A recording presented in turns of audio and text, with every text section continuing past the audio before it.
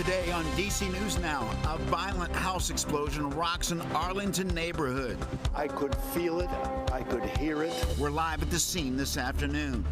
And another round of free air tags could be heading your way. It comes as the district's rise in carjackings continues.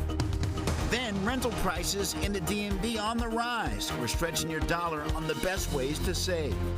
Plus, the stage is set for the Republican primary debate. Donald Trump has pulled away. What you need to know.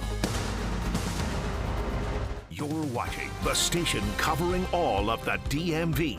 This is DC News Now. Good afternoon and thank you for joining us for the news at noon. I'm Mark Hall. An Arlington, Virginia community is shaken after last night's police standoff led to a home explosion in Boston. Shocking video shows moments leading up to the blast. Arlington police say that they'd gone to a home to serve a search warrant after hearing reports of a suspect firing a flare gun 30 to 40 times. 3 officers sustained minor injuries. Neighbors in the area remembering what they felt as it all happened. I could feel it. I could hear it. I've lived in that house for 50 years, okay?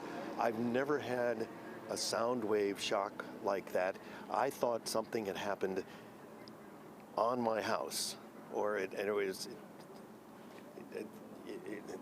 any question in my mind. I mean, it never occurred to me that something was a half a mile away. Now, federal agents are assisting as investigators work to learn what caused the explosion and who might be involved. That's where we find DC News Now's Northern Virginia reporter Haley Milan, who covers that area for us. And Haley, what do we know right now about the latest in the investigation? Yeah, Mark, you said it yourself. We heard from that neighbor who was a half mile away that he thought it was right next to his home. This just absolutely rocked Arlington. People beyond Ballston were hearing and feeling what happened here behind me in this home. The flames going high above this tree line here, and this is still developing. It's very early on as we work to learn what exactly happened, but multiple agencies are now also involved. That information coming in just a couple hours ago. Now, I'm standing about 100 feet from the site on the back side of the house from that video that you saw. This in between me and the house is a soccer field, a public park. And the home is on the other side of that tree line there. You can see a lot of the wreckage. You can see the burned, singed trees there, and the neighboring homes still standing. Now, tactical units and an armored vehicle surrounded the house just before the blast, but investigators haven't said who was in the home at the time of the explosion. Now, about an hour ago, I watched as about a dozen federal agents combed this soccer field here behind the home, marking various pieces of evidence. DC News Now has been on the scene since just about an hour after the explosion occurred, and we've talked to so many neighbors who are just stunned by what unfolded here in Ballston. As an Arlingtonian, it's surprising that this happened, and really I want to know why it happened, what the guy was up to, and what caused the explosion. I mean, it's one thing for shots to be fired, but a house doesn't explode if there's not something else. A lot of shocked neighbors here. I'm standing along North George Mason, and so many people are stopping both in vehicles and on foot. We're across the street from Escuela Key Elementary School, and pedestrians are being directed to move around the scene here. A lot of curious folks, but if you are in the area, do expect a heavy law enforcement presence. The Critical Incident Response Team is on scene here. That is comprised of investigators from neighboring jurisdictions because Arlington Police was involved at the time of the incident. It's kind of a quality assurance thing, as well as the FBI and ATF investigators. Now, there are drones up in the sky. The entire block here is taped off. So if you're in the area, you're going to have some trouble getting through.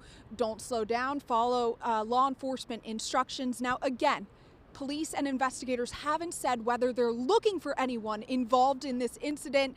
As this area remains taped off, there are drones in the sky, investigators working inside that home, looking inside of it, and we do expect an update at 2:30. So we'll be here on the scene working to learn the very latest for you. For now in Arlington, Haley Milan, DC News Now. Haley, thank you. Stay with DC News Now for the latest developments on the Arlington House explosion. For updates any time of the day, just go to dcnewsnow.com and search Arlington explosion. All right, meteorologist Damon Matson joins us now. Latest check on the forecast. Damon, as we speak, the sun is out. Hopefully that's a sign of things to come, at least for the rest of the day. Well, Mark, I don't want to catch you off guard, but no, it's not the sign. We are going to see a change here as we go throughout the rest of the day. We've already had some clouds passing through after a very sunny start to the morning. And folks, you can expect more of those clouds than not. Let's check it out here. We have another Clipper system passing by. This one in particular is going to go right past the DMV. And there we have a lot of that cloud cover we already experienced here through the morning hours. And for the higher elevations of Western Maryland and West Virginia, there's some precipitation showing up on the radar picture. Now, not all of this is making it to the ground just yet, but that is the leading edge of that Clipper system as it very quickly pushes its way in. And yes, folks, that's some snow right there mixed in with some rainfall as it pushes across Ohio, western Pennsylvania, and West Virginia. So this precipitation is going to spread off to the east as we head toward mostly the late afternoon, early evening. But as far as that threat for winter weather is concerned, well, here's some good news with this, folks. It looks mostly to be confined to the mountains. We have winter weather advisories along the Blue Ridge and into the Allegheny front here, including Garrett County for later today going into Wednesday morning. But that does not rule out the rest of the viewing area from seeing a bit of snow mixed in with some rainfall. Now, the rest of your afternoon here today, heading into the evening, it will stay dry for pretty much the entire area, minus the higher to rain. But it's later tonight going into Wednesday when things could get a little bit soggy out there. So we'll let you know the prime time when we could see a few wet snowflakes and where that snow could possibly fall for a brief time. That's all coming up here in your full forecast in just a bit. All right, Damon, thank you. Happening today, D.C. officials working to put a stop to carjackings. There have been nearly 1,000 carjackings across the district this year alone. Alex Juarez joins us from RFK Stadium, where police will be handing out air tags for certain residents. MPD will be giving out air tags to people who live in the Benning Road corridor or in the Lincoln Park Hill East neighborhoods. Those are two areas north and south of the stadium, and according to a crime heat map, two parts of the city where many carjackings have happened this year. With these air tags and tile devices, police will be able to track and find stolen cars faster. This will help them to not only recover people's property quickly, but increase chances of finding the people responsible for the crime. Right now, out of 919 carjackings this year, only 245 of the cases have been closed, with 162 people being arrested. This is the second phase of the AirTag tile giveaways, and police will be giving them out on a first-come, first-served basis. And MPD officers will be here to help people set up and install those AirTags and tiles. They'll be here starting at 4:30 in the afternoon until 7:30 tonight. At RFK Stadium, I'm Lex Juarez, DC News Now. Lex, thank you. Today, the Montgomery County Council is meeting with the county's anti-hate task force. The groups covered the task force include Jewish folks, Muslim African Americans, and the LGBTQ+ community. The council will hear recommendations from the task force to address hate crimes in the area. These recommendations will help guide future policy decisions. Meantime, Montgomery County Council's Committee Against Violence is hosting a training seminar tomorrow, and it focuses on federal hate crimes and how you can file a civil case if you witness any hate bias or violence. The seminar will also train the public on how to prevent and handle hate incidents. It's free to attend, and it's happening at 6:30 p.m. at the Rockville Memorial Library. Moving to the Virginia side, the Virginia State Board of Elections is certifying last month's election results. The board voted unanimously yesterday. Just one race will be recounted. In the 82nd House District of Richmond, Republican incumbent Kim Taylor beat Democrat Kimberly Pope Adams just by 78 votes. The result of the race won't impact the Democratic majority in the state General Assembly. Maryland Governor Wes Moore is working to offset a projected $2 billion budget deficit. He says that some transportation projects will have to be put on hold. That includes expanding the MARC commuter rail to Washington, D.C. Budget cuts would also delay the widening of Route 15 in Frederick County.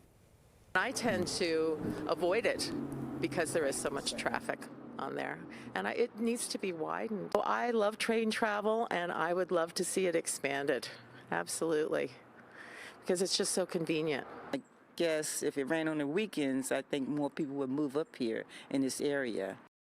The Maryland General Assembly will review the proposed cuts when it convenes in January. And Maryland leaders are looking to address carjackings at gas stations in Prince George's County.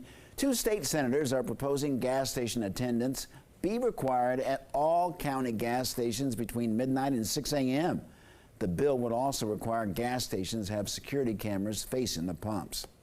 Lawmakers in Virginia are calling on President Biden to pause the FBI headquarters move to Maryland.